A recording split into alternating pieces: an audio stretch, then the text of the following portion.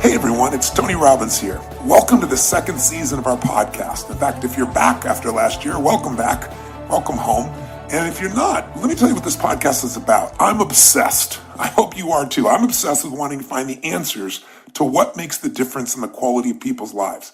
I've always been fascinated to see people that have been given everything.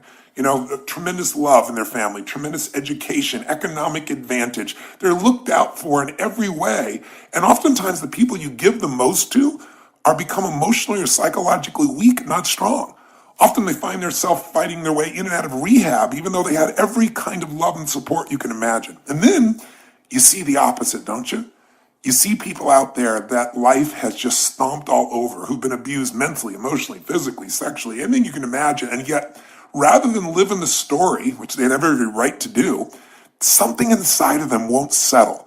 Something inside of them is so hungry, becomes so driven, because the pain, the disappointment, the frustration doesn't stop them, it drives them.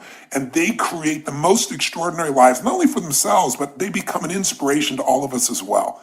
I'm also equally passionate about business, and a lot of this 75% of the people that come to my live events are business owners, because I think people who want to live life on their terms are attracted to what I do because they're looking for what are those edges. And where I found those edges to help people grow their business 30 to 130% or more, what's gotten me to be able to coach multi-billionaire clients like the Mark Benioffs of the world from Salesforce.com, or Peter Guber, who owns the Golden State Warriors basketball team, the LA Dodgers. He's got 52 Academy Award nominations. Paul Tudor Jones, one of the top 10 financial traders in the world. The reason I've got to coach them is because I have found answers from the very best on earth. I didn't make them up. And so the purpose of this podcast is to bring you the greatest minds that I know of in the world, the people I consider to be mentors and friends who have insights that can truly change the quality of your life and your business. Now, this podcast, even though I'm passionate about it, almost never came to be because I got a challenge, probably the same one you do, time. It's like when my team came and said, we'd love to have you do a podcast. I was like, guys, are you kidding me? I'm running around like a crazy person. Approximately every 4 days, I'm either on stage or on a plane or a train and a helicopter in direction towards one. I go to 12 to 15 countries a year. I see about 200,000 people last year, to give you an idea. And, I also have 18 companies, 12 that I actively manage. And of those 12, we have more than 1,000 employees on 3 continents and 6 different industries. I think 7 now, actually. And we do over $5 billion in sales. And I started out with no business background and no even desire to do it. But I did have an obsession with wanting to find a way to do more for other people than anyone else is doing, to find a way to add more value. So I want to bring you those people. And of course I want to do the podcast, but it's like, where do I do this in my spare time? And so I first told my team no. But then, people kept talking to me about a program I used to do called Power Talk. And I did it for about half a decade, where at that stage of my life, I interviewed all these brilliant people, and it's still a favorite product for many people. And I thought, well, I could do this. I could bring the greatest minds to you if I could get some leverage. And so last year, the way we did it is we created our co-host who did the actual physical interviews. I set it up and gave people the frames and the follow-up. And that was Anna, and she did an amazing job. I'm very grateful to her. But this year, I'm going to do some of the interviews as well, and I want to mix it up. And I thought, who better to do this than my own personal right arm, the woman who I pitch and catch with every day, woman who's one of my best friends on the face of the earth, and for Bonnie Pearl, her best friend on the face of the earth, and somebody who literally knows what I know. She's the person, along with Diane Adcock, who runs my creative department. Mary Buckite is her name, or Mary B, as she's affectionately known to all the different partners and employees and associates we have all over the world. Mary is the person that we're constantly brainstorming together to figure out how are we going to take this message and tighten it, how are we going to strengthen it, how are we going to get through to people here in China, different than people in Australia. And so we literally have times we travel the world together with our mission, and we have times that it's 24/7, those nights, those all-nighters as well. So I thought she would be the perfect person to do this, because there's also not somebody who knows me better, knows my thoughts, can help me extend this and get this information to you, but also not anybody on the face of the earth that I respect or love more as well. So with that ado, let me introduce to you, and I should give you her background for 1 second, then I'll introduce you to Mary. And that is, she was a Division I extraordinary athlete, captain of her team in soccer, and tremendous softball player. And then she left that to go to work with ESPN, and literally she launched so quickly. They gave her some of the most important interviews. One of the first interviews she did was with a a young man just coming to the NBA called LeBron James. So they gave her some really interesting and challenging pieces. And then after 8 years there, she left to go work with a gentleman who's one of the world's great adventurers, who literally explores the earth everywhere. And she got to explore all the corners of the earth with just a brilliant man. She has a great and varied background, but her heart, her soul, her commitment, and her mind and brilliance, I want her to be our co-host here. So here she is, without further ado, Mary B. Mary Buckeye. All those compliments, Tone. And really, I'm just like human Velcro to you. That's my biggest. That's my biggest achievement, is living this life in your shorts pocket, traveling everywhere with you and Bonnie Pearl. Yes, you are my Velcro friend, and you read my mind, so I'm very, very grateful. So let's talk with our team here in this first podcast, and we're going to do part of this together, and then I'm going to leave it to you. But let's start with, let's talk about who this is and why are we bringing this person out for our interview for the first part of the second season. I am delighted to tell you why, Tone, because this is a human being who is a graduate from Brown University, and not a standout athlete in one sport, but in three. And again, at Brown, which is not exactly a safety school over there in Providence. So graduated with a degree in psychology. We love to talk to her about picking the brains of other human beings. She herself then went on to become the #1 triathlete in the entire world, even though at age 23, she says she still could basically only swim to save her life. Never had any technique, coaching, training, never got in the water, never got in a pool. And then she comes on to be the world #1. How do you do that, Tony Robbins? You're going to love this because that's what we asked her. We dug into her psychology here, and you're going to fall in love with this lady because, listen, you're a business owner, many of you. You're an athlete yourself, or maybe were at one time, and maybe didn't take all that you had from athletics to the next part of your life. And I found that athletics is really about peak performance. I wanted to do this interview with her because the Olympics starts this Friday. And I think it's an opportunity to think about this. These are the greatest athletes in the world. These are people that had a vision larger than anybody else, but they didn't just talk about it, didn't get enthusiastic about it. They figured out how to convert that absolute vision into reality where they competed with everyone on earth. And now they're coming to this final competition. There's very little that could be more inspiring. But to hear this woman who couldn't even swim, barely keep her head above water, deciding, just making that decision, just like starting a business, just like saying I'm going to take my company public, or I'm going to make $1 million or 10 million or $1 billion. You know, there was no reason that she should be able to feel certain she could do this. But she made the decision within herself, and then she went on the journey. And this interview, I think you're going to be very touched by. It's one that I don't care if you're a business owner or if you're an employee for someone else, or you're a mom or a dad, or you're an aspiring athlete, or you just want to go to another level. It's a reminder that any of us can go from the worst to the best if we're willing to pay the price and if we understand the fundamentals of how to coach ourselves and get quality coaching to get from where we are to where we want to be. And by the way, if you are a business owner, you're also going to be driven by this podcast because we're going to dig into her psychology, not how she went from doing what seemed impossible to making it real, turning her vision into reality, but also she's now the world's greatest coach. I mean, if you want to become a triathlete and you have the money, the time, the energy, and the true commitment, the first thing you want to do is make a journey to Boulder, Colorado to Boulder. That's right, to see if you can get Surrey to take you on. So I'm going to ask her, how do you build a championship team, an Olympic championship team? How do you recruit people? How do you know if they're the right ones? How do you know when to let go of them? All the things you have to do in your business or maybe even in your personal life as well at times. And how do you build sustainable success in anything? You were telling me a quote about her. What were you saying? I was saying that I think that what the essence of Siri Lindley really is I was listening to an interview, watching that she did on TV, and she said she basically went from being crappy to being, in her words, on the top, basically, which is, as we know, the #1 world ranking. So if you want to go from being crappy to being #1 in the world, you better listen. Take a few notes here. Big Tone. Here's the pathway. So without further ado, meet Siri Lindley. Hello? Siri? Oh my God. We have contact. Oh my goodness. Sorry for the logisticals. Oh my God, no problem. I am just, Tony, I have to say, this is like a dream come true, just hearing your voice on the other side of the phone. I seriously I can't understand if this is a dream or not, because you're highly responsible for like a lot of anything at all that I've done. Oh, you gotta that's a compliment because I've been so excited to talk to you because your history is so unique. And you know, my whole life is about finding people that just make decisions and then make the impossible happen. And you've done that in your life multiple times. So it's really a privilege to have you on the podcast, and I really appreciate you taking the time. Oh my God, it's such a great honor. So really, thank you so much. I mean, a lot of what I learned from you helped me to have the courage to make those decisions that I had to make. So really, thank you very, very much. Well, you're very kind. You give me more credit than I deserve as all your hard work. But No. let's jump into it right away here. I've kind of done an introduction in advance of you here to kind of save you some time, but let me just repeat it for those who might just be joining. You are a human being that has done things most human beings would think would be impossible. You go to Brown, you're a 3-sport athlete. Give me the genesis of this decision, because, a lot of our listeners are business owners, and they've got to make decisions where they can take what seems to be impossible and make it possible. It's the same metaphor. They've got to build teams. They've got to recruit people. They got to know who are the right people. They got to figure out how to inspire them and motivate them to follow through. They got to build a culture. You've done all that at the level called Olympics, at the level where the very best on the earth has done it, and you've done it competing against people. So I'd love to start, if we could, with a little bit of your journey. Yeah, I heard, and as I understand it, that at one stage, even though you're not a swimmer, you decided you're going to become number one in the world as a triathlete.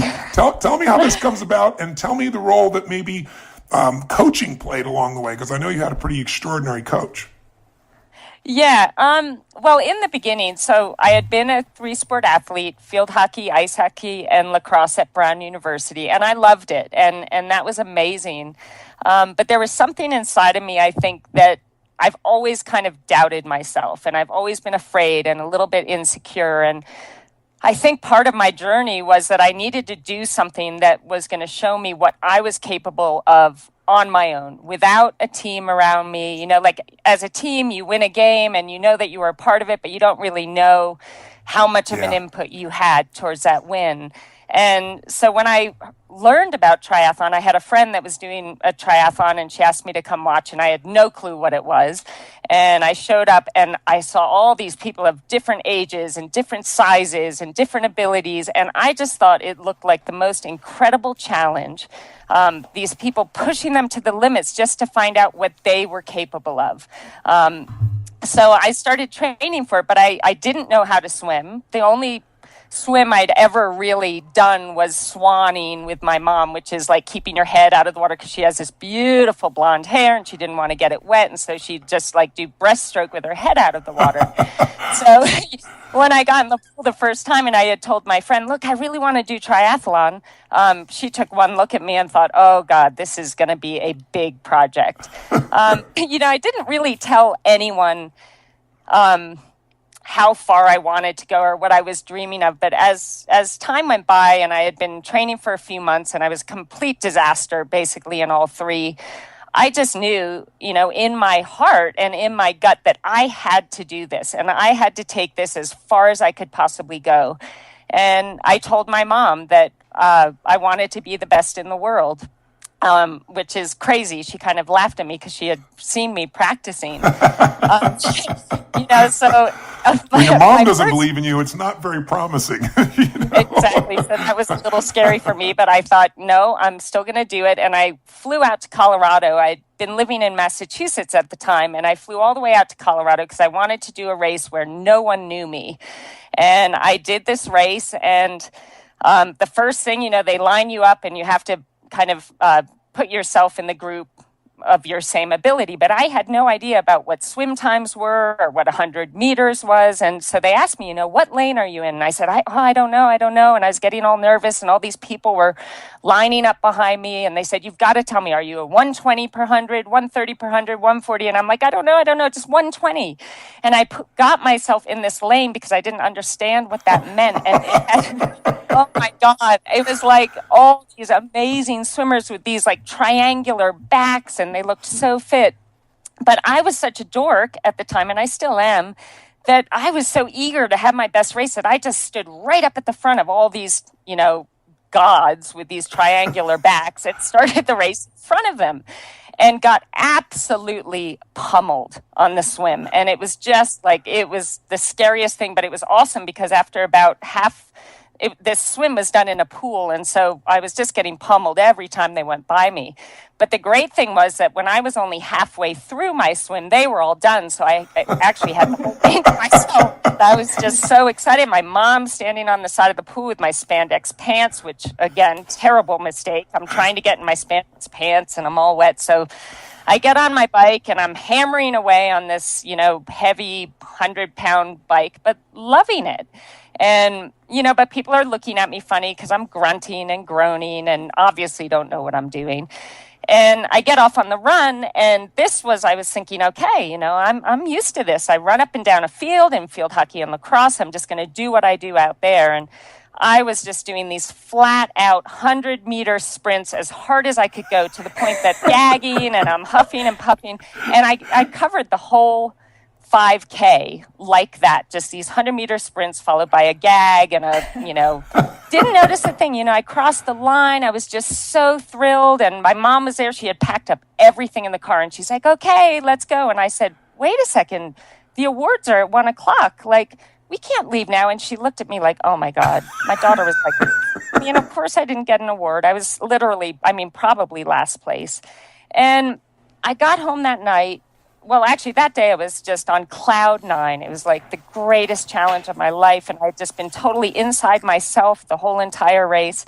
But that night I got in bed, and I closed my eyes, and suddenly all the disgusted looks on the people's faces, like watching me, like, oh my God, why is that girl even trying to do this? Like, look at her, that's so embarrassing. And oh my God, she's got a spandex pant halfway down her leg and the other one up by her. And all the faces that I didn't really pay attention to during the race, but suddenly they were all flooding back into my mind, and I just broke down in tears. I was so upset, and I went into my mom's bedroom and I woke her up and I'm bawling, and she said, I know, honey, it's okay. Like, there's so many things that you're good at. Don't worry about it. I have never wanted anything so bad in my life. Wow. And it was in that moment that I just, in stating it to her, I already knew in my heart, but there was just something about being so terrible at something, and all my insecurity, I was able to put it away during the race, but it all kind of came back with the looks on people's faces and that memory. And that actually really, really motivated me to just want to become, first of all, just proficient in this sport that I so desperately wanted to be good at. Well, you just hit on, when people ask me what is the single most important ingredient of the most successful people I've ever met in the world, and everybody wants to know, like, what's the one thing? And of course, life, it's never just one thing. But if you had to pick one, I don't care if it's, Sir Richard Branson or Serena Williams or Hugh Jackman or anybody who's the best in the world at what they do, it's hunger. And you just described that again. I always share with people, intelligence is so incredibly valuable. Physical strength and skill is so valuable. But there are a lot of intelligent people who can't fight their way out of a paper bag. It's that hunger that makes you just go far beyond anything you can imagine. Where does that hunger come from in you, do you think? I think it comes from, for whatever reasons in my early life, lacking the confidence, feeling like I wasn't really important enough, and almost feeling like I didn't belong in this world because I wasn't good enough, or there was no reason for me being there. I mean, it's kind of, obviously, as kids, the things we go through and how we perceive the things that we go through really affect our perception of ourselves. And but so many people, can I interject for you that series? So many people will look at that and they'll be destroyed by it. It's like disappointment either destroys you or drives you, right? And for most people, they let it destroy them. What is it in you that, in spite of all that pain, I understand the pain that helped to drive you, but why did you convert it into drive as opposed to giving up, which is what most people do? I think I was just so desperate to feel good and to feel safe in my own body and to feel like I belonged. And I was just desperate to be happy. I wanted something different than the way that I felt. I was so uncomfortable in my own skin and so uncomfortable in the world that I was in. And I didn't want to live that way anymore. Like I knew that there was a better way. And sometimes, unfortunately, you watch people, like I have a sister who I love so much, but we went through the same stuff growing up, but we made different choices. Got it. And sometimes I feel guilty in a way that I've been so blessed in my life, but I do feel that it is a choice. You have to make that decision. I don't want to feel bad anymore, and yeah, so that's where the hunger came from. And it was more just, first and foremost, wanting to just appreciate and like myself, and feeling safe, because I didn't really feel safe in my life anywhere else. And I at least wanted to feel safe in my own skin. Wow. I think, for women especially, most men have no clue. I ask men very often in seminars, how many of you have been worried for your safety at one point in the last 6 months? And usually I get 3 hands, maybe 5 hands in a room of 8,000, 10,000 people. I ask women, how many of you have had a concern for your safety in the last 6 months? 99% of the room raises their hand. And so it's interesting that you converted this. So what you felt this sense of, is it the strength that gave you the safety? It was the sense of mastery? I'm just curious. I think, I don't know that I went into the sport saying, this is what I'm going to get out of it. Got it. I know that at the time, I was living my life out of a place of fear all the time. And I think the biggest transformation in me throughout the whole process of doing the sport was that I started really loving what I was doing, because I was gaining confidence and, Yes. and I was, doing something that was making me feel good about myself. And so then I started focusing on living my life from a place of love, if that makes sense. Oh, that's and beautiful. saying, I'm going to be afraid, I still get afraid, but I would rather just take steps towards doing the things that I love and trying hard and being productive and being proactive and focusing on the things that I love and having that be the major theme in my life and keeping the fear at bay, You're saying the fundamentals that are true to be a champion in a sport, but also be a champion in business, to be a champion in your own life. Facing fear and then finding a way to find your passion or what you love so it grows. But you didn't love it to start with. You just had the drive to start with. Tell me, if you would, I know you had a very special coach. Tell me the role the coach played. And did you ever think this is going to be impossible? You made this decisive decision, but tell me a little bit about what the road was like, the training road for this, because most people, I think, overestimate what they're going to do in a year, and they underestimate what they can do in a half a decade or a decade or a couple decades in life and in business. So, you got to put the time in. But tell me, how did you find your coach? How important was your coach? And where was your head at? And what role did the coach play? Because today, you're one of the best coaches in the world. For those that don't know it, if you want to become a triathlete and you have any intelligence and you ask around, you're going to find a Boulder man or woman to be trained here if you can. And you can hear by Siri's mindset and attitude how much people love her. She's beloved in the community besides being respected. Some people are respected but not loved. You're respected and loved. And it's so obvious why, getting a chance to talk with you right now. But tell me a little bit about your coach. Yeah, Siri, I'm going to pop in here. It's Mary B. And Tony and I listened to a previous interview last night with you. And I was touched when you told someone else, you went from, quote, being crappy to, quote, on top, basically, which that's another little glimpse into your humility. On top, basically, you didn't say it, but you were world number 1 2 years in a row. Yes. Being crappy to world number 1. What did Brett Sutton have to do with that? Well, okay, first of all, thank you so much. That's like the greatest compliment of my life, and I'm going to save that forever. You're so thank sweet. you. And I'm just so lucky that I just really love what I do, and it's such a privilege to be able to work with these amazing athletes. I think I want to mention, if you guys don't mind, my first coach was a huge part in kind of laying the groundwork, and then I'm going to get to Brett, because he was just perfect, amazing. And perfect for me. But my first coach, Yoli Cassis, this is when I decided I'm moving out to Colorado. It's a triathlon mecca. I was no good at this point in time, but I'm going to take every step to make this happen. And I moved out here. And what I loved about Yoli, she was so passionate about the sport. And her take on me was, I want to train you first of all, knowing that you as a human being are far more important to me than you as an athlete. And she always kind of, stressed the fact that who you are as a human being is way more important than anything else. And I really love that, because I really believe, I think some athletes there's kind of like a fear of success because they don't feel like they deserve, to do well, or there's something that limits them in that area. And I really feel that her influence on me in wanting to really focus on being the best person I could be, first of all, and then being the best athlete I could be, was a really great way to, give you that comfort that, you know what, I've been the best person I'm capable of being. I've worked my butt off, and I deserve to do well, to have that faith that you really believe that you deserve to do well. So she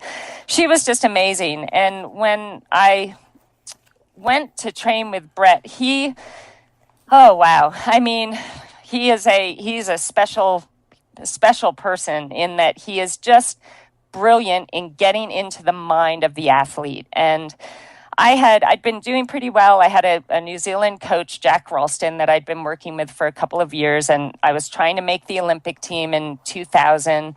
Everything was going great. I was coming in fourth place in pretty much every World Cup race that I was doing. And that was awesome and all, and it put me in a great position to qualify for the Olympic team, but it wasn't quite enough. So of course, in my heart and in my mind, I'm thinking I'm just not good enough to take that step onto the podium. And so I started, well, actually, I should tell you that the Olympic trials came along and I was the second ranked American, and everybody thought it was going to be a sure thing that I made the Olympic team. And I'd moved to Australia and lived like a monk for 6 months all by myself in an apartment. I was on this kick that I thought, I'm going to be my strongest if I know that I've done all of this on my own. There's no support You're one team. of us, Siri. You're one of us. We were all holed up for 6 months before.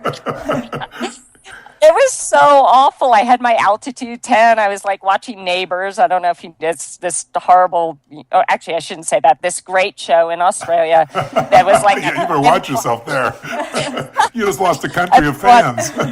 And I love Australia. But no, it was a show that entertained me every night, and I'd eat my dinner, I'd get in my altitude tent, and I would visualize the perfect race. Every single night, my goal was for 365 days, I was going to visualize the perfect race on the exact course that the Olympic trials were going to be on. And the problem with that, I mean, there's a lot of problems with this whole scenario. Number one, I'm someone who thrives on love, and I thrive on my family and my pets and all of that. And I don't know why I felt that all had to be put aside for me to prove how strong I was on my own. But I did that, and I felt like I needed to do that at the time. But when I got into the Olympic trials race, the gun went off, I dove into the water, and within 200 meters, somebody had swum right over the top of me and dunked me under the water, and I lost touch with that group, the front swim group. Oh. And in my visualization for 365 days prior, this never happened. I literally choked. I mean, I was swimming as hard as I could and not even moving. Came out of the water near last. I got on the bike, which at the time I was feeling the strongest I'd ever been on the bike. I was just dropping further and further back. So as hard as I was going nowhere. And this was a really pivotal moment for me because, after the race, everyone's like, what happened? Are you sick? Did you have a flat tire? And I knew in this moment, it was so important for me to be accountable to me and to acknowledge what really happened. And that was that I choked. I had made this race the be all end all for me. It was everything I ever dreamed of. Was just purely focused on me and making the team, and it was too much. And, it just got the best of me, and I froze, and that was my Olympics. I didn't qualify. Well, I qualified as an alternate, but I wanted so much more than that. But I think in acknowledging what happened, that really allowed me to move forward. If I had tried to fool myself and make up an excuse as to why things went wrong, I think I just would have, I wouldn't have gotten any better. So I acknowledged that I choked, and at that point, another one of the athletes that I used to race against, Loretta Harrop, who's Australian and watches Neighbours, she felt really bad for me. I think she knew how badly I wanted it, and she wrote me a letter and said, "Look, if you come and train with my squad and my coach, I know he can turn things around for you and help you achieve what you deserve to achieve." And so I wrote him right away. I thought, wow, this is an incredible, honor to be invited. And I wrote him, and all I got back was, you need to get here in 1 week to Switzerland. I'm the boss. I'm going to think for you. And, I don't know, I should have it in front of me to read it. It was very powerful. It was very scary. And so I flew home to the United States and literally, packed my bags and moved out to Switzerland to train with Brett Sutton. And here's the incredible, like I'd been training, I thought I had been training hard, but it was nothing like when I got there. And I think what he wanted to do with me, and maybe I'll explain if you guys are willing to listen to like my first couple of days. Yes. If I make. Yeah, please. Because what you're describing is this idea that so many people have the delusion of it. I always say the difference between a wantrepreneur versus an entrepreneur is they all think their ideas are what matter. They think that if I just visualize, that's enough. And you and I both know visualization is an important part of training, but that's not enough. I mean, if this visualization didn't come close, if you don't back up your affirmation with discipline, you're deluding yourself. And it sounds like this entered you into a whole other realm. And every business person I know usually gets into business with the purest heart, with a clear visualization, with a great dream to help and save the world, or, bring a product or service there and make a difference. But those ideas are not enough. Ideas are, a dime a dozen. It's the people that can execute, right? The people that can get themselves to do the things no one else does. And that's what you had to do. So when you started training with him, what was your mindset? I think I saw a video or an interview, one of them with you a week ago, where you were describing it, that when he was wanting to do the impossible. Is my memory right about that? Like every single day. I mean, the first day, none of my bags arrived, only my bike. And so I'd been on the plane for 10 hours. We had a 2-hour drive. I arrived and he said, put your bike together. You're doing a wind trainer session downstairs with Loretta Harrop. And I said, oh, well, Brett, I don't have any clothes. Like, I literally just have the clothes that I traveled in. And he said, well, you have your bike, so there's nothing stopping you. Get your bike set up and go downstairs. I'll see you there in 30 minutes. And so I had to go down in my travel clothes and my Converse shoes and got on my bike and had to do this 2-hour, horrendous bike session. And the horrible thing was, I got down there and I'm like, oh, cool, Loretta's here. I can feel like a little safe because my friend's here.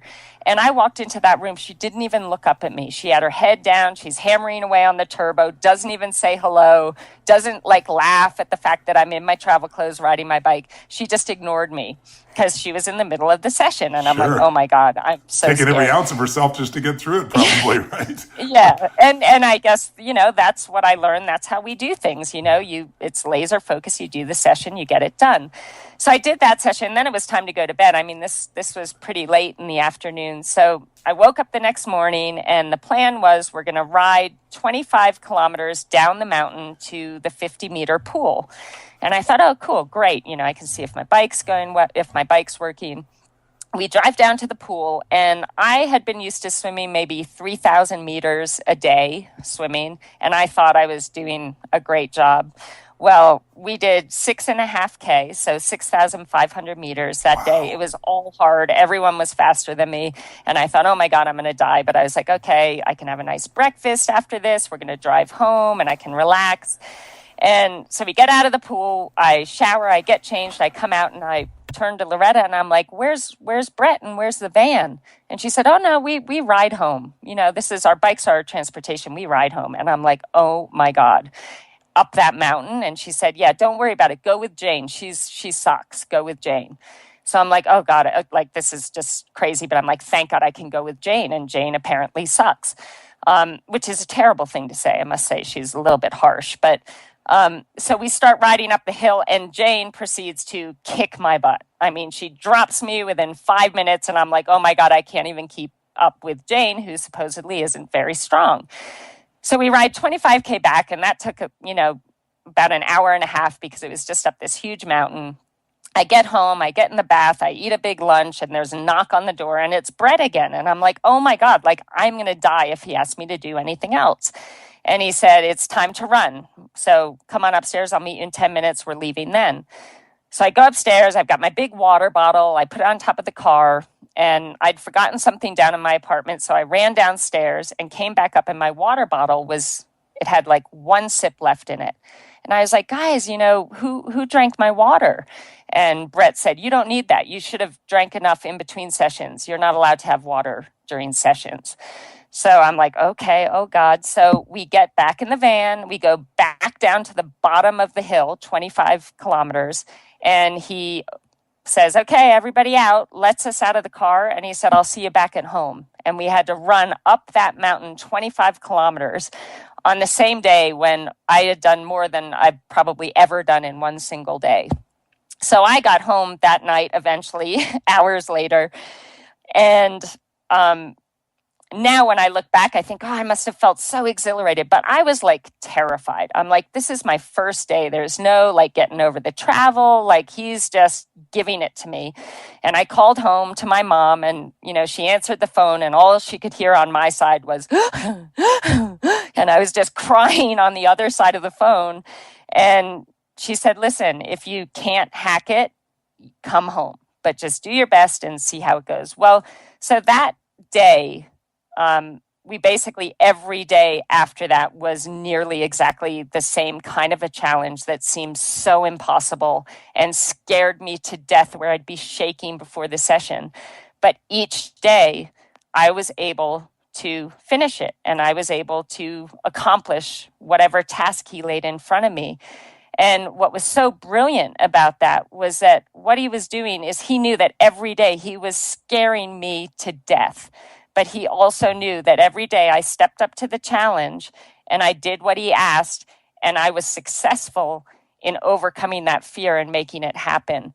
And I tell you, that was just the most powerful thing I could have ever received from that experience because my problem was I didn't think I was tough enough. I didn't think I was strong enough or, brave enough to make these amazing things happen. But over a 3-month period of time, I was proving to myself through his guiding me that I could. And that was incredibly powerful. So I'm very grateful for the experience. Siri, one of the things that you just outlined for me was an important distinction that I want people to have, which is so often in life, people don't begin something because they just don't believe it's possible. Something inside of you wanted this. You had this hunger that in spite of your fears and your uncertainties pushed you through. But one of the things I try to tell people is a belief is a poor substitute for an experience.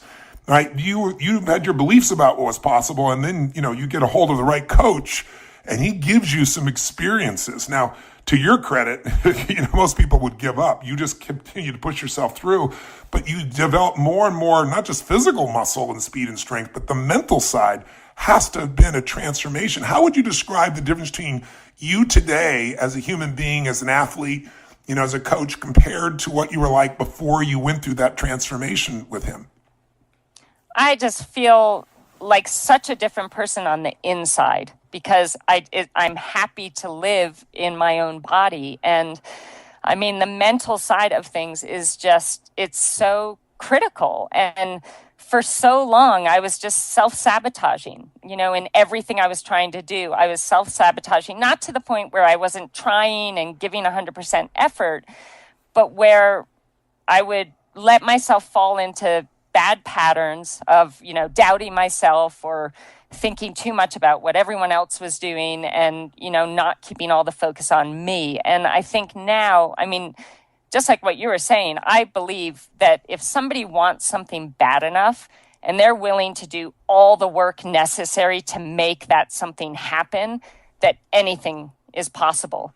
And I believe that with all my heart, because I'm living proof of that.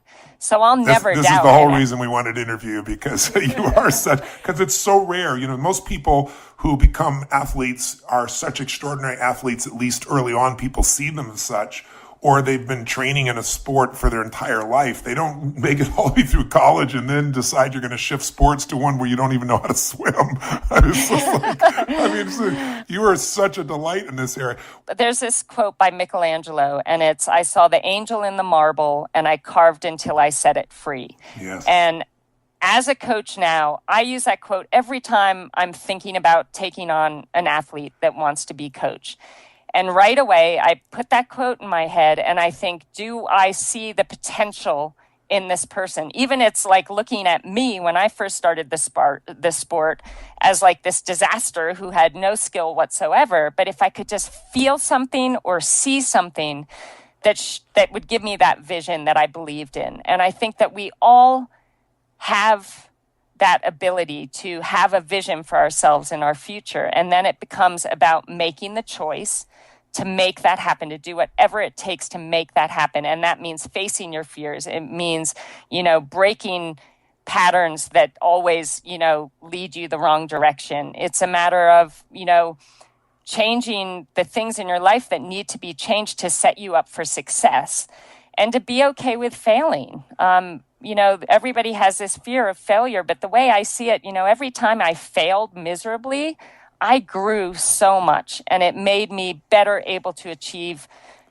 greater things in my future. So you almost need that failure. I'm not saying, I want failure for my athletes, but I think we grow so much more through the failures than we do the successes. And so being okay with failing and understanding that that's, 2 steps back, 3 steps forward, is crucial. What you're talking about is exactly the same for the business owner. That's, their capacity to be able to face their fears, their capacity to step back up from all the disappointments, their capacity to, compete in the marketplace and lose and still get back up. I mean, you and I both know that's everything. But I think so many people relate to athletics, but they don't relate it back to their own lives very often. They just look at you as this super extraordinary human being. But you're bringing up another question that I want the listeners who own businesses or are part of anything. One of the things we have to do is decide who we're going to spend time with. And in business, we got to decide who we're going to hire. And so, what do you think that he saw in you there back in Australia that was making him willing to bring you on, even though, quote, by your description, you're a disaster? He must have saw something else. And what is that thing? If you're looking for someone, you're going to decide you're going to commit to coach them. You're going to bring them into your company, so to speak. How do you know they're the right person? What criteria? What are you searching for? You say you feel that spark. Tell us what that looks like. What do you think he saw in you? Have you ever asked him? And what are you looking for to make your choices about who you're going to bring into, your family, so to speak? Yeah, so I finally asked him actually after I retired. I said, Brett, why in the world would you take on someone like me? And he said, Siri, I was watching you do a race in Australia. You were in probably 42nd place and you're in the last 400 meters of the 10K run. And you were absolutely killing yourself trying to catch 41st place. Wow. He said, I saw that and I thought, I want to coach that girl because it's that hunger. And and I guess he felt, the fact that I was in 42nd, that I didn't just think, oh, my race is over. This stinks. I'm in 42nd place. But it was like, no, I can be better than 42nd. Yeah. I want to go for 41st. Yeah. And so it's that hunger and it's that, that desire. I think, I tell my athletes when they go out to do the biggest race, of the year, like the Ironman World Championships in Kona, I say, all we want today is for you to go out there and try to be better than you were yesterday and to race your race and be the best that you can be in as many moments as possible. And if they do that, success is inevitable because you're not thinking about, oh my God, I'm halfway on the bike and I'm in, 20th place, my race is over. You're just in the moment. You're making the most out of every single moment. You're executing to the best of your ability. You're staying positive and enthusiastic, and you're just looking to have your best performance on that day. So as far as, taking on athletes, I think some of the crucial characteristics are having that hunger, having that passion, having a really solid work ethic, having respect for their teammates. And actually one of the most important things is having that appreciation for this amazing opportunity that they have to train at this level, to race at this level, the fact that we have, two arms and two legs and we're able to swim, bike, and run, having that appreciation for the everyday and all the things they're able to do every day. Because I think that's key. It's feeling like what we're doing is actually, it's a great privilege to be able to do this. I know what was my main motivator in races after I started training with Brett, and something that changed, how I went into races. I had been feeling so thankful for these incredible gifts, and those gifts, not physical gifts, because I obviously didn't really have them in the beginning, but the desire I had and the willingness to suffer out there and the willingness to push myself to my limits and the opportunity to do so. And I felt so grateful to whatever God you believe in or whatever entity you believe in. I felt so grateful. And what I was so desperate to show my appreciation for that to the entity that I believe in, that I said to myself, the best way I can show my thanks is to go out there, and when the gun goes off, I give it everything I have, that I am recognizing my abilities and my talents and my gifts, and I'm going to use them to the fullest to celebrate them and show how much I appreciate the fact that they're mine.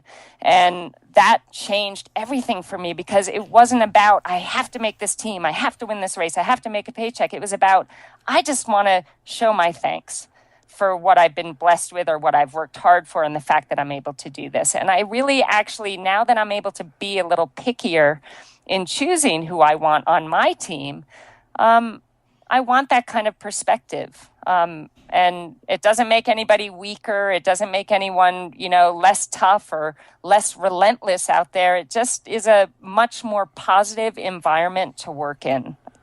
I believe. You know what you do is you become proud of yourself as a human being. So often you hear people talk about, I have no self-esteem because of what people said to me when I was a child or something.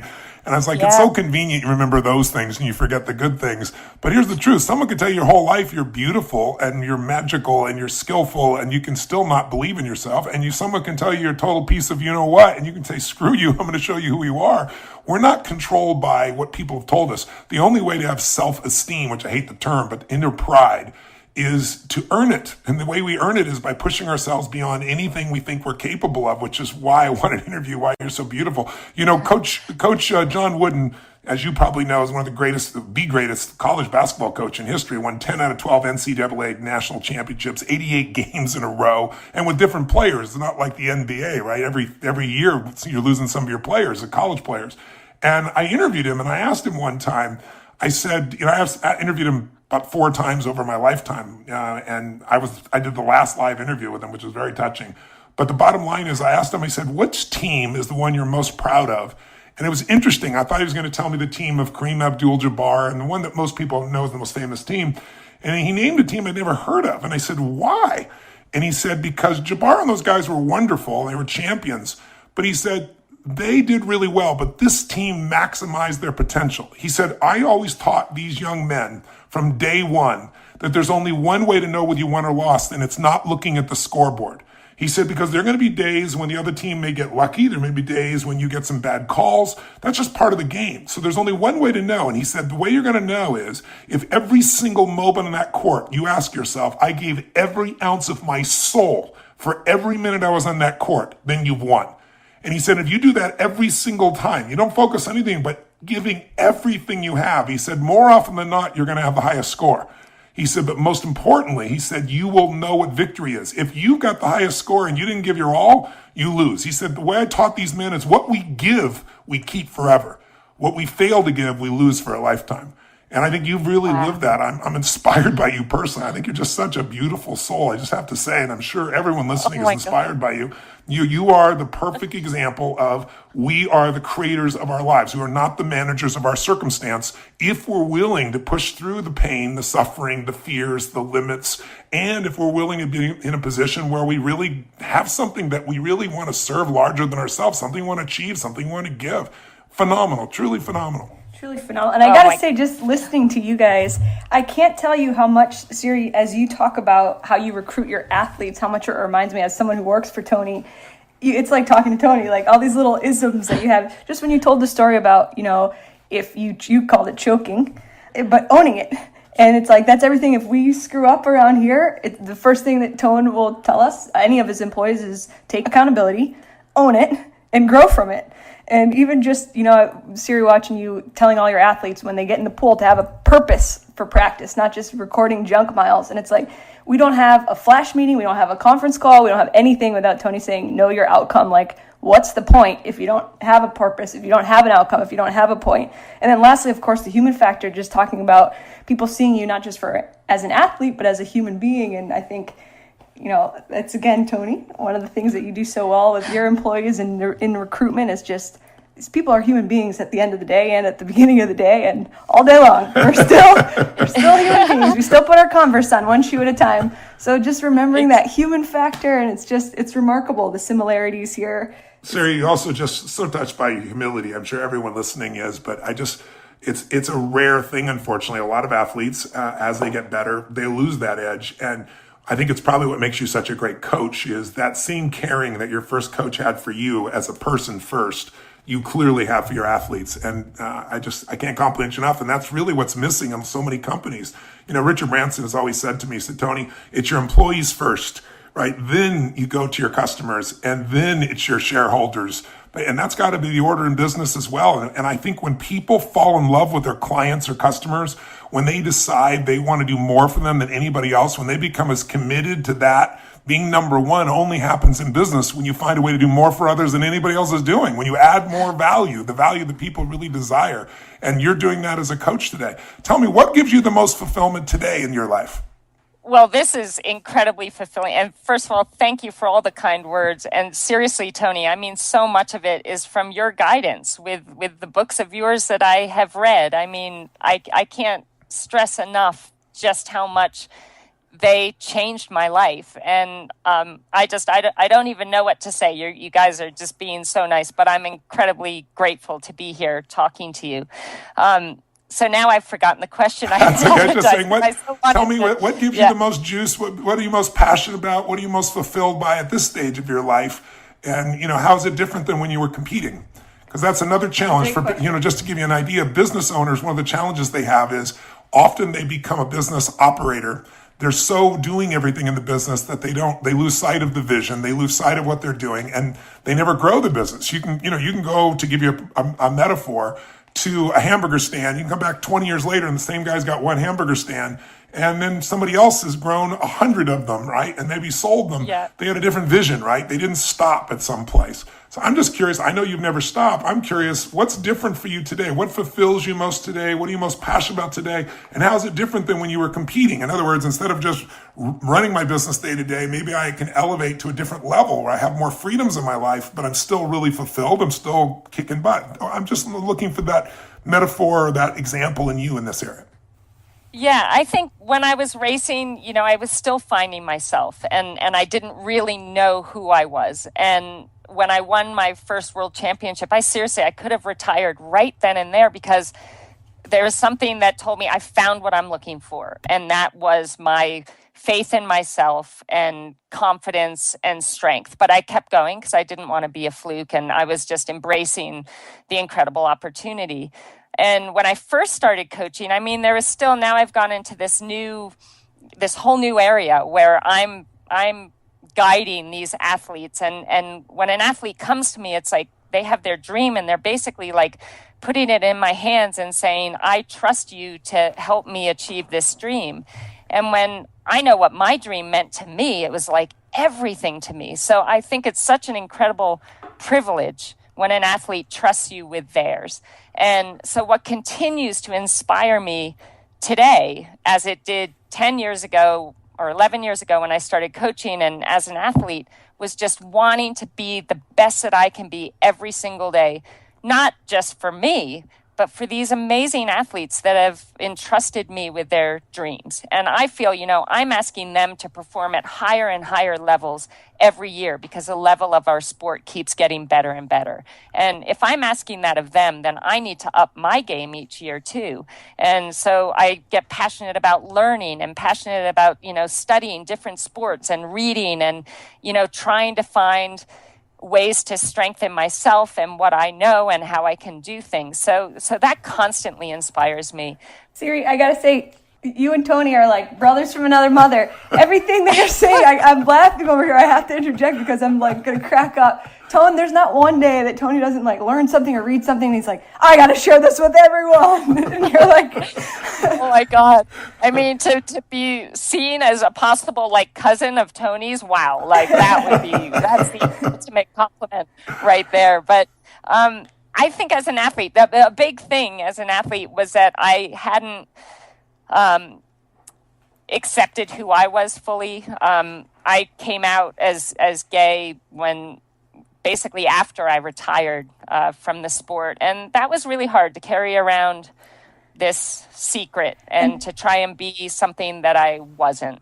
And then, I met my now wife, Rebecca Keat, and fell madly in love with her. Oh, and that's she's awesome. a friend of mine who's also just as wonderful as you. I have to just say, I'd be remiss if I didn't say what a doll Rebecca is. She is, we had known each other for 15 years, but obviously, we were at times in our lives where we didn't even really look at each other in any way except, wow, I just love that girl. She makes me happy. She makes me laugh and, can't wait to see her at the next race. But when she asked me to coach her in 2012, we started working together, and it was really scary for me because I'm someone who, I have very strict boundaries with my athletes, and I had always learned and thought, never ever cross that line with somebody. Love messes with anything you believed before. Even your monk life. Oh my God. But we just started, somebody put us in the same house together. And I had always said, I will not live with an athlete. So no matter what, I'll live in a tent, but I cannot live with an athlete. But one of my athletes at the time said, look, you're going to be upset with me, but you have the whole upstairs and you're sharing a house. And I'm really sorry, but it's with Rebecca Keat. You have totally your own space. So I was, not that happy about it, but I didn't really have a choice. And, just had long talks. I just got to know her really well. And I tell you, we just fell so madly in love. And when we realized that that's what was happening, we had to sit down, and she said, I'll retire. I won't do the sport anymore because I want to be with you. And I said, wow.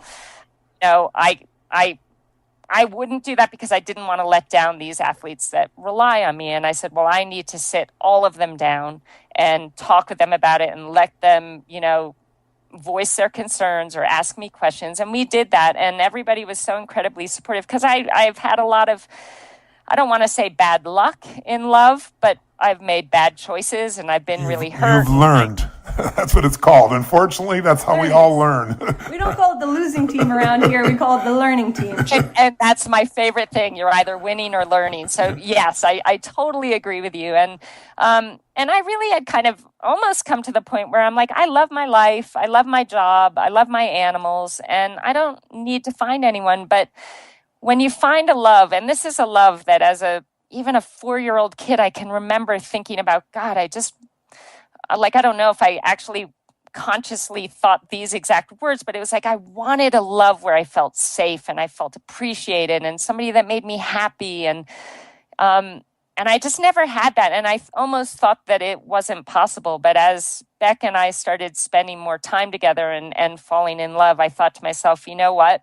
This is something that I thought was just a fairy tale, and it's presented itself in my life. And not only do I need to just be so thankful and go, full on and allow myself to love this person, but I want the world to know, because this is something that, I thought was a fairy tale and is actually happening in my life, and I want people to know. And so when we got married, we sent out a tweet or a Facebook message, and, both of us were a little scared to lay this out there. But I tell you what, there was not one person that said anything negative, and they were all so supportive. And I think that when the people around you that care about you and appreciate you and know, that you're doing your best in life, they just want you to be happy. Exactly right. And love is love. Love is love. Yeah. And she's the greatest thing that has ever happened to me and has brought me such a confidence inside, because I don't know how to explain it, but her love has made me stronger, and that's made me a better coach. and that's made me a better example for the athletes I do coach, and I'm so grateful for that. So another thing I'm just so excited about is being married, which I never thought I would be, and being able to share dreams and goals with someone who is so motivated and so passionate about life, and we share all the same, dreams and loves. And so that's something I'm very grateful for. And I think it makes a point too. I think sometimes people in business or people in sport, they think that it has to be all about work or all about the sport. And if they do anything else, it's going to lessen their power in that area. I think I've found that the more I kind of take care of myself too, Yes. The better coach I am for my athletes. That the times when I have just been all just fully, it's all about them and I can wait, I'm not going to take care of myself. They come first. I'm actually doing a better job now because I'm taking care of me, and I show up at work, excited and creative and clear in my head. And I just feel it makes you better at whatever it is you're doing in your life if you really are taking care of yourself too. It leads to a confidence and just an inner power that really does get noticed with the people that you're working with. Okay, you couldn't have a better life story. First you figure out that you're the worst in the world at something you at least think. You then figure the journey and how to become the best. You then follow other people to become the best at what they do. And in the end, you get the love of your life. Get the girl. Get the I got girl. more to say if I wasn't crying my eyes out over here, Siri. Jeez.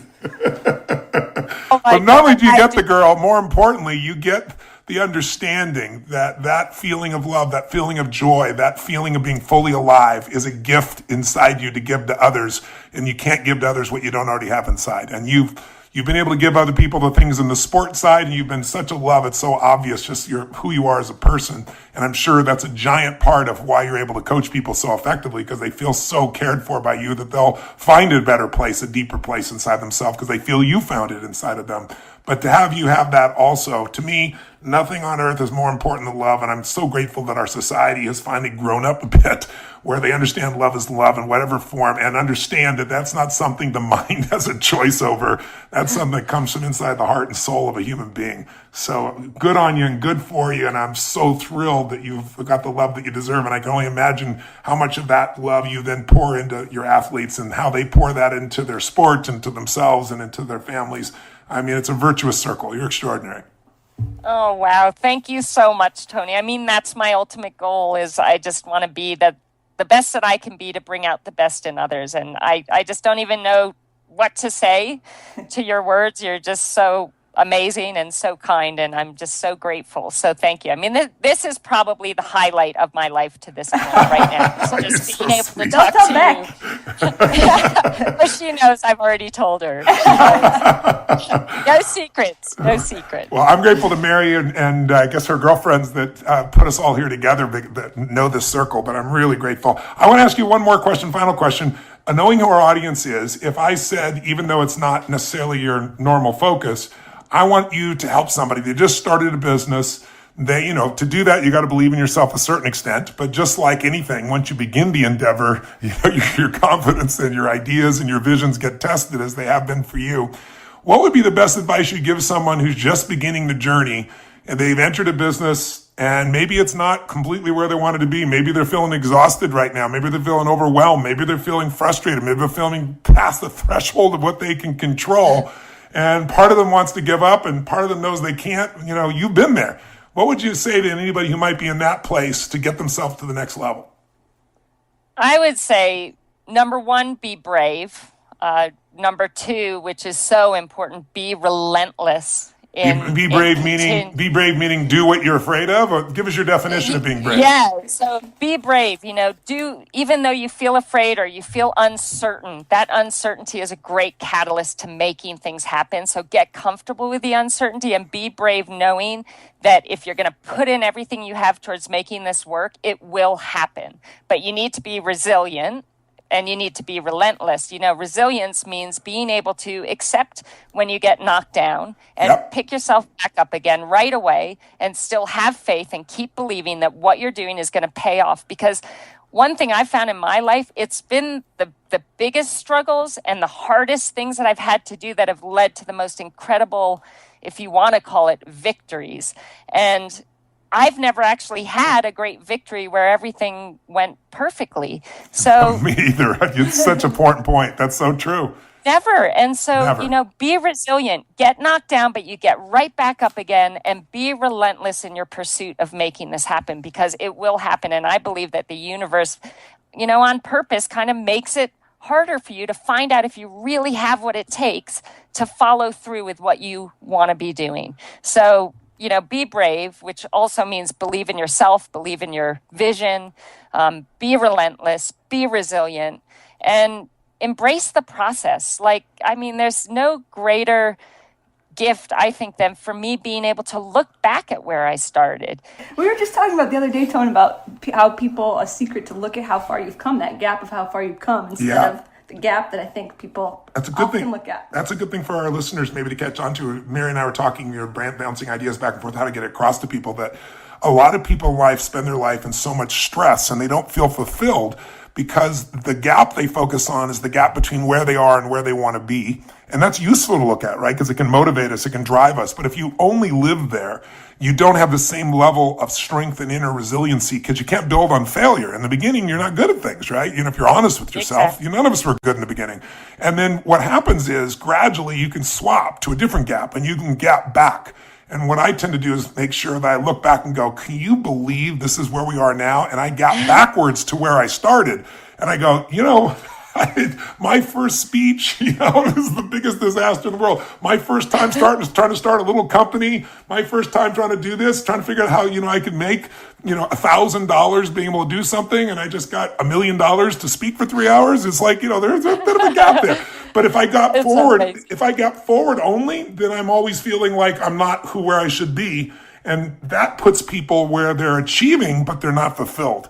And I think what I have left this conversation with you, Siri, besides even more respect for you and even more love for you, is that you have figured out achievement and fulfillment. And I think that's the piece that business owners, athletes, average human beings have forgotten. Our society promotes to achieve, and we push so hard to achieve, and a lot of people get there and then they go, is this all there is? I can't tell you how many Academy Award nominees, how many billionaire businessmen, and they call me in to, quote, help them with some aspect of their business. And what I discover is I'm a Trojan horse. I'm going to give them what they want for their business, but what they need is to be fulfilled. They need to feel joy in life. They need to feel a sense of ecstasy and gratitude and a sense that their life has purpose and meaning.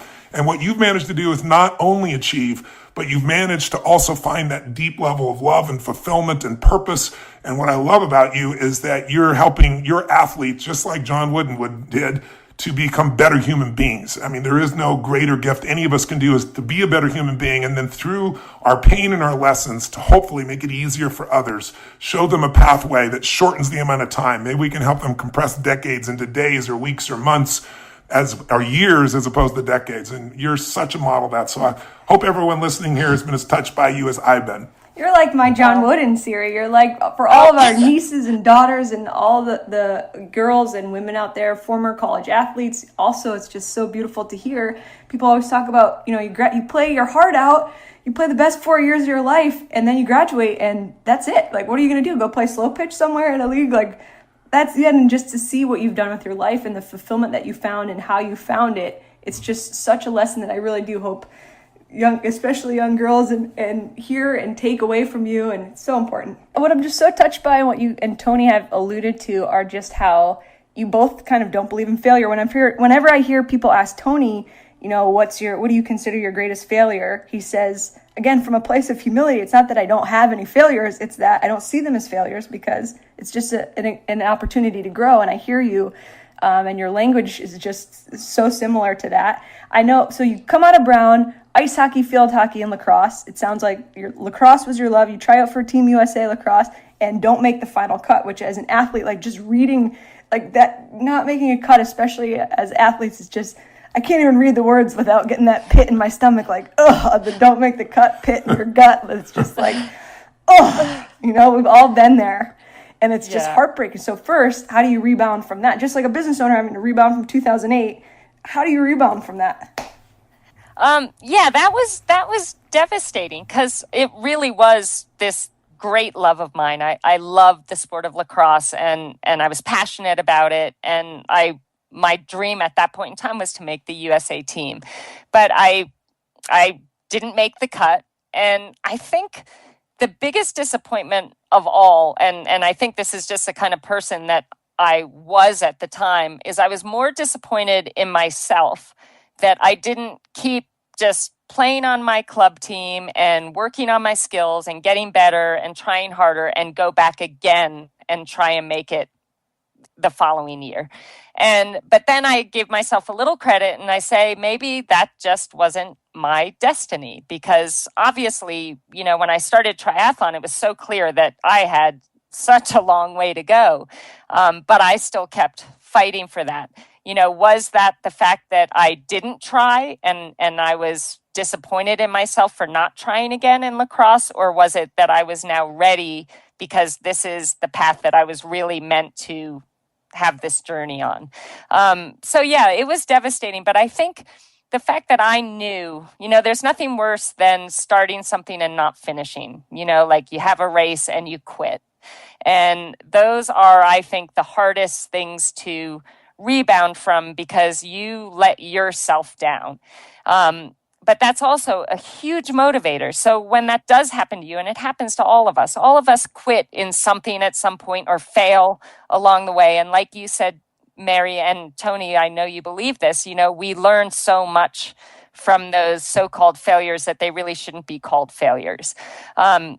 So yeah, I think that really motivated me to do it different the next time. And when I found out this love for triathlon, there was nothing that was going to stop me. No embarrassment, no terrible race. Nobody saying, oh, you don't look like you could be a triathlete. Nothing was going to stop me. I was going to stay the course and be relentless and be resilient and make it happen.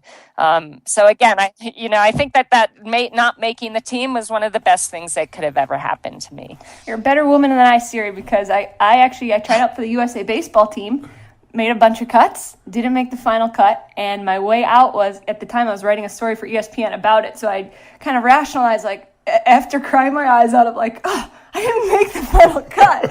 Then I was like, fine, I'm just going to be a journalist, which led me to you, Tony. I'm so there. grateful. Yeah. I'm grateful for that path. You find the right path. You find the path that you're meant to be on, Absolutely. one way or another. Oh my God. And you're doing amazing things now. So that was meant to be. And look at the amazing stuff you're doing now. So yeah, you put me to shame in a lot of ways. Trust me. I just wanted to ask you about your Polo Sport Ralph Lauren sponsorship that came, as we look at kind of the arc of your life from the standout college athlete, and then you moved to Worcester, Mass, which I have been to, and I'll tell you what, it's not the most scenic place in Massachusetts, the state that I love, but you moved to Worcester, Mass to work at the YMCA, and then down the road you're getting this sponsorship opportunity from Ralph Lauren, so you just, again, the arc of that, the heroic kind of build up to where you are. But still, even that had its challenges, and maybe you could speak to that a little bit.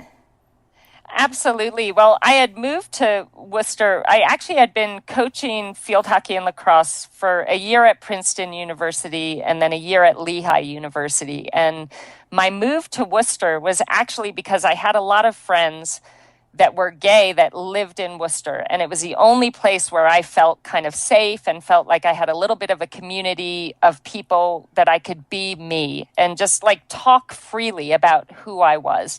So I got this actually amazing job at the YMCA. And with that came a lot of really down-to-earth, amazing people that supported me and supported my dream of doing triathlon. So that all was just a brilliant gift.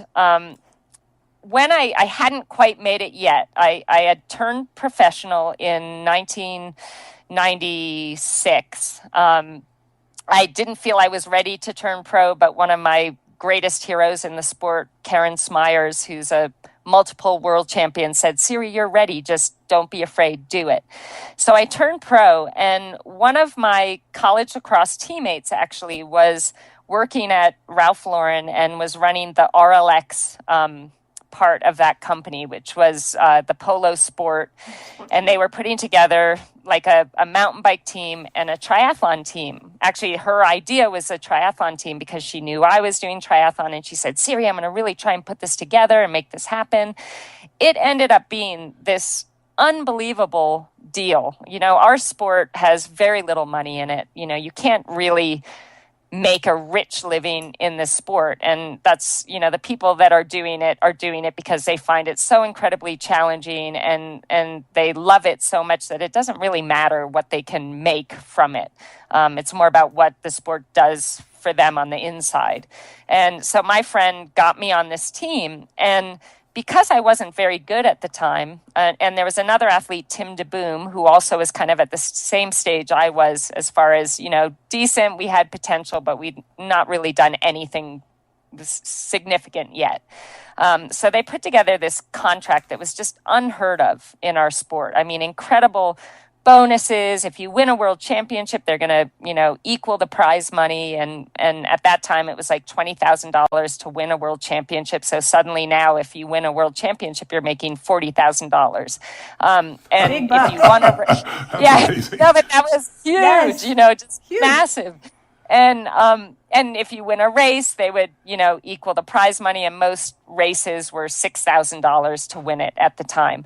So I just looked at this, and they were giving you shoes and a bike and running shoes and swim gear, everything you could possibly need.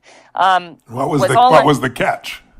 Oh, well, right. So it was all under this RLX umbrella. And I was so excited and felt so incredibly like, wow, I'm so lucky.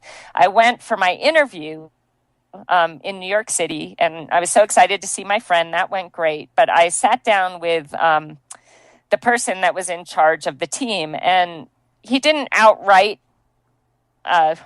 say what the point of this story is, but he said to me, okay, two things, very important. You need to grow your hair long, and you need to get a boyfriend.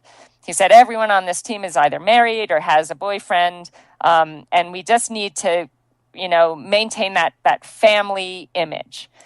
And oh boy. Right at the time, obviously, I had been living in Worcester, and I was finally really kind of building confidence enough. I'd turned pro, building confidence enough to walk out of that closet for the first time. But I left to be me, which was really just was starting to feel so good. But I tell you what, I walked out of that meeting, and I walked straight back into the closet and slammed the door shut behind me. And I for how long? My hair. Oh, I mean, the rest of my career, basically. And I went so far back into the closet that by the time I retired from the sport, I actually got engaged to a man the year after I retired. And because I was still in that kind of brainwashed into thinking this is who I need to be. Ultimately, what happened with RLX is, they didn't expect either me or Tim to do as well as we did. And we both won a world championship that year, and we won a lot of races, and this was totally unexpected. But that's what happens when you actually get support, that really can help you move forward. And they, after that year, the following year, they said, oh, there's a clause in the contract where we can, get out of this agreement whenever we want. And they actually sent that to me in November. So that kind of meant that going into the year where I was the current world champion, I had no sponsors. So wow. that was hard as well. But the lasting effect of that comment, you're thinking, this is where I can make a great living. These people are willing to support me, but they're only willing to support me if I fit into that image that they're looking for. And so that made me feel less than, like, I can't be gay. That's going to prevent me from leading the life that I so desperately want to lead, being successful and being respected. And so it was really hard on me. And it took until a few years after I retired to say, you know what, I just can't do this anymore. I'm not in the sport anymore. And maybe I'm taking the chance that I've seen all the success I'll ever have in my life because I'm going to be who I want to be, but I'll take it. That's the ultimate success, though, isn't it? Being who you really are, no matter what anybody else thinks or experiences. I mean, what would be your advice? I mean, this just kills me to see human beings who, have to hide who they are. And unfortunately, more and more in the United States and other parts of the world, we're seeing a change. There's plenty of parts of the world where, you can put to death for something of this nature. It's just, human beings being human beings. It's insane. But what would your advice be here today to someone who is struggling with, coming out? Would you do it the same way again, after 10 years of, going backwards? And would you go through that? Would you step up? What advice would you give? And I can't wait to hear it, Siri, because I have to say I sat in Tony's Unleash the Power Within seminar in 2006. That was my introduction. And there's a process where you write down your limiting beliefs, the Dickens process. And Tony kind of tells a story of his previous limiting beliefs of, everyone, the generalized limiting beliefs of humanity. Either I'm too young or I'm too old or I don't have enough money or I don't have the resources And for me, I was sitting in there and you write it down in your notebook and then you share with the person next to you. And I remember thinking my biggest limiting belief, or one of them, is I'm gay. I can't be like this to either my family or my future employers or and then I was I can't even write this in my notebook because after I write it down, I'm going to have to share with the guy next to me. And I don't even know if I am really ready to have this be a conversation. And I think it's just when you have that struggle of I don't even know who I am. It feels it doesn't feel so esoteric to say I don't know who I am when you're when you're so strong-willed, and I am too, that there's a part of me that's screw it. I'll just marry whoever they want me to. It's not even in a lay down or a concession, but it's just well, if it's the achievement. It's if this is what's going to help me achieve this, then sometimes I think we just kind of go blind, and it's just you force it one way or whatever. I don't know, Siri. What would you say? Yeah. Well, you're so right. And in a sense, we're rejecting ourselves in that moment and pretending to be something that we're not. But I would totally do it differently now. But I think that it was so important that I did go through that because, I think it's my duty now that I am where I am to share that with people that are willing to listen. And I think that my story can hopefully help other people feel a lot more confident in being who they are. Because one thing I found, and you can even see it in amazing people, Ellen DeGeneres is someone that I just look up to. And once she came out. Yeah, we love Ellen. She's a dear friend. No, stop it. Oh my God. Well, she's just my most favorite celebrity in the world. But to see her, she went through that. She came out, she lost her TV show, went through kind of, I imagine, a tough time. But look at her now, and I feel that when we accept ourselves for who we are, and when we decide, you know what, I'm going to celebrate who I am and be who I am and not let anyone tell me that they don't agree with it. I feel at that point, when you're willing to give yourself that kind of credit and have the courage to be you, that you can achieve so much more. And so in my being able to share this story, I feel I kind of I achieved some great things, thank God, in the sport, and I worked hard for those. But I feel your possibilities in your life and what you're capable of achieving become so much greater when you are free and you can be you and you can be authentic and you can, really give all of yourself to the people you choose to have around you and the people that you are, sharing life with. So I think maybe I wouldn't change the way I went through it, but but I like being able to, I'm writing, actually my book is coming out in September. And one of the things I really wanted to put in that is that how we were in our past doesn't have to be our story forever.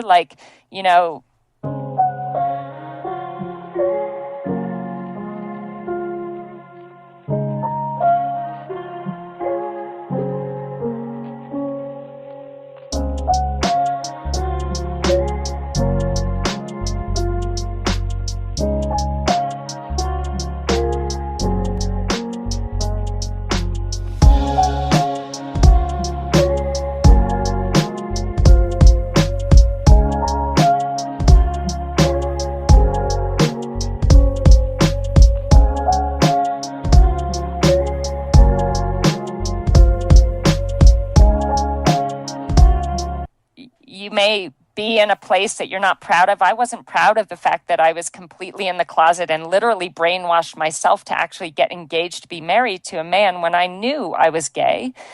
But, you know, I finally found the courage in due time to be me, and I changed what my life looked like. I didn't have to live that life. I didn't have to be scared. I didn't have to be shy. I didn't have to lie and say, yeah, I love me, you know, whatever. By being me, I felt like I suddenly had way more ability to achieve the things I really dreamed of. Doesn't it really free up energy inside you that now can be redeployed? The energy that's constantly monitoring to try and make yourself safe or make yourself be in the right place. My experience is, doesn't it unleash that energy for other things? It completely unleashed the power within me. Like, seriously, honestly, it takes, and for me, I'm generally a pretty anxious person, or at least I really used to be. And yeah, having to hide and having to think about what you're saying to this person and how you talk to that person, it's exhausting. And when you finally free yourself of those chains, it's like, wow, I just feel like completely revived and rejuvenated, and like I can achieve so much more.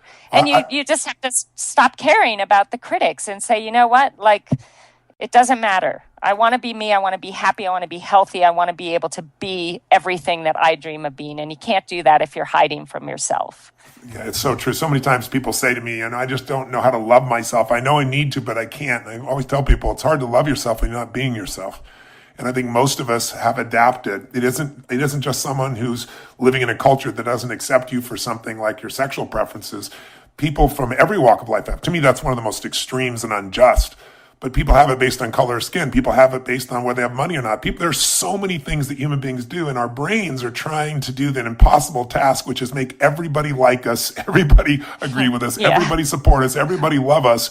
And it's just an impossible task. The only thing that matters is the people that you love, the people that, you know, that are closest to you. They know who you are, as you said, and those are the ones that matter. But we have to pull that together. And sometimes there aren't many of those. Sometimes it's you and God, you know, until you start to find the right friend. But they're out there. And I'm hoping that talking about this might stimulate some people to think about, what part of my life am I hiding from myself? What real desire or hunger, or, you know, where am I conflicted? And, you know, conflict is not a bad thing. You know, the difference between the water and the wind is how you get waves. It's a beautiful thing. And that's what makes life feel alive. But if you don't confront it, if you don't uncover what it is that you're afraid of, or what it is you think you have to be, and find the truth that you're enough as you are, that doesn't mean you stay where you are. You might want to improve, grow, expand, transform, help others. But we all have, if we can't have that fundamental sense of appreciation of ourselves, it's really hard to truly consistently appreciate others. And so it affects every relationship we have, but most importantly, affects our experience of life. So I hope those listening, you know, if someone's in that dynamic of in the closet, I hope that you'll be one more example like Ellen, of somebody who was at the top of her game, was fearful. And in Ellen's case, she actually took the hit. She didn't want to, but she took the hit. But look where she is today, stronger than she's ever been. And she's free inside of herself as much as she is in the outside world. And that's why she's I see her such an incredible soul, role model. Mary calls her lesbian Jesus, she says. Oh, yes. Amen to that. I'm taking that. Because she took all the pain for everybody and then made it cool to be a lesbian, or, you know. It's pretty amazing. Yes, absolutely. Tony had a meeting with Ellen and Portia, and I had, of course, in our preparation, like we always do, hours and hours, just like for this podcast, we're doing our preparation. I was like, you know, Tony, she's like lesbian Jesus. Like, this is all we've got. And so, unbeknownst to me, let Ellen know that that's what I call her. And so, when I did have my moment, my 5 seconds with Ellen DeGeneres, she said, "Bless you, my child. I hear I'm lesbian Jesus." It was Mary's birthday. She got a picture on her birthday with lesbian Jesus. She was very happy. Oh, my God. That's the best birthday present ever. Wow. I love it. So thank you for the gift of your example, and the gift of all you pushed yourself through, and all the hard work and all the pain and all the joy that you've brought to so many people, watching your victories and watching you grow. And I'm really glad that we have a ticket to your life where we got a little insight today. It's really touched us and inspired us. Oh, well, thank you so much. It was such an honor, and thank you for your continual inspiration and leadership. I mean, you've changed a lot of lives, and I'm one of those lives. So I really am thankful, Tony and Mary. It's so awesome to meet you, and I really hope that I can hopefully inspire some people out there. That would really make me happy.